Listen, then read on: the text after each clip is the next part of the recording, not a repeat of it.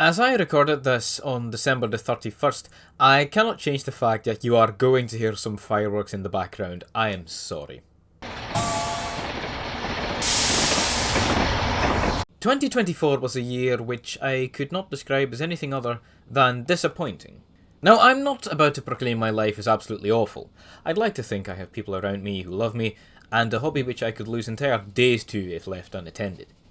I took an absolutely lovely trip to the northeast of England, where I could bask in the sights I both could hardly appreciate due to the time constraints and my childhood ignorance, as well as take in completely new sights for the very first time. That being said, this year also left me with plenty of time to reflect on whether I have made the right choices in life, and believe it or not, one of those things subject to my ponderings was YouTube. Don't get me wrong, I love how YouTube allows me to partake in creative endeavours, my thoughts on my hobbies, as well as to shine a spotlight on specific times in history. But, that being said, I don't feel particularly free to broadcast myself.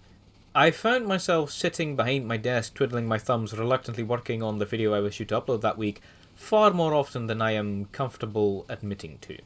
When I took a break for the whole of November, I realised that the lack of schedule rendered me at a type of ease I struggle to describe. And sure, YouTubing is an easy hobby, and an even easier source of income for some, especially for those who don't even make their own content. But that doesn't change my doubts whether I still think I do this to relax. With the moping out of the way, now to the channel overview. Last year, I was pretty unhappy with the ratio of model railway videos to videos about the real thing or my other commentary videos. We started off strong, as the first model railway video of the year didn't come out until March. But, going back a bit, we reached 20,000 subscribers on the 30th of January, and as of this video going up, we should be sitting at 24,000. Now, 20,000 was always this arbitrary goal I set for myself, and nearly 5,000 in a year is still something I kinda struggle to believe. I only made a single railway animation this year, and I think it technically is the most impressive one yet, as it focuses a lot less on just long shots of the engines running past. That being said, I don't plan on doing them anymore. A trend I've noticed is whenever I upload an animation, mention of the cursed blue one sees a sharp spike.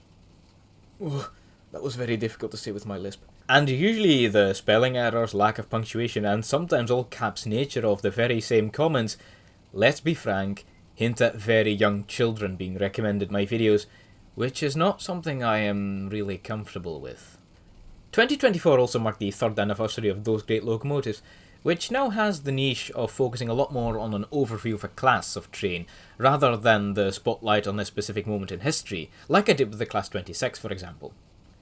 Though, I think the biggest surprise for me came towards the end of the year. My Halloween special was not massively disliked by people who don't appreciate my original animations. Hey, it's fine, I'm not blaming you.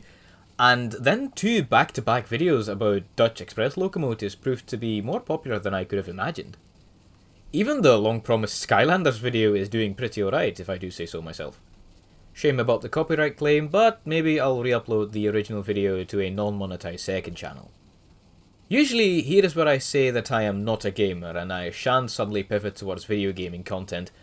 But one game in particular did keep me pretty much hostile with how much I enjoyed playing it this year.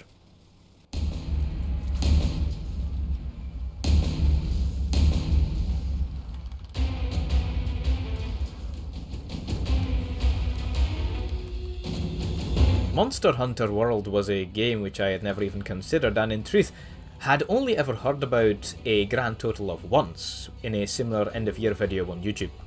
But its environments, its monster roster and their classification, and the fantasy of bludgeoning a venomous dragon, a sword-wielding dinosaur, or a very angry ape with a set of bagpipes on a stick was too much for me to pass up. And I cannot wait for the next game to follow in its footsteps, Monster Hunter Wilds, to rope me in come February. Happy New Year everyone, and I hope your 2025 will be a good one.